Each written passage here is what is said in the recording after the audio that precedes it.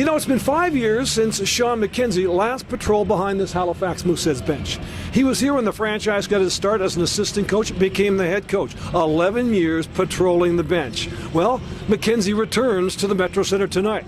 It's Game 2, the Eagles and the Mooseheads, this Battle of Nova Scotia, and John's all too familiar with this rivalry. I'm John Moore reporting for sportsandmore.com.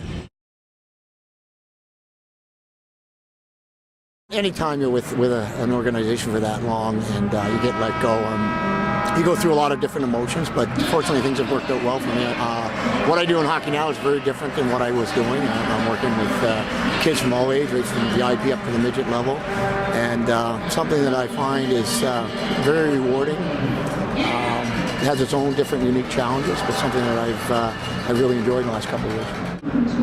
Well, I think for any coach, it's about the players. I mean, it's their dreams, it's their career, and I think that there's a lot. When you're coaching at a high level, there's a lot of people that will judge your abilities, and you're basically judged on your scoreboard. And I think you really have to talk to a former player. They're the ones that know you the best. They're the ones that travel with you.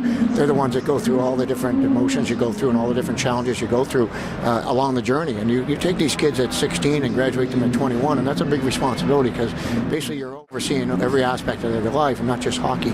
So I think I would like to be remembered as a guy that cared about his players first and foremost and was always there for their players. And you know, when I coached, it wasn't promises of anything. It was a handshake of commitment. And you know, I'm fortunate enough that I still get called on the odd time to honor that commitment. And the bond with the players is something very special to me and always will be.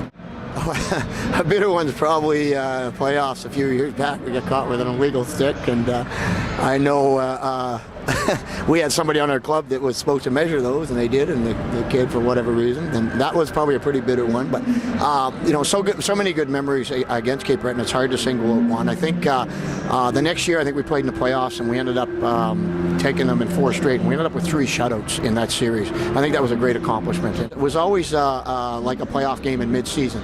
No problem getting the kids motivated. The fans were very into it, and I don't think I was that well liked that side of the causeway, but you know, we wanted our teams to play to win, and you know, it was gloves off hockey, and you know, a little bit of old school approach to the game when we played those guys.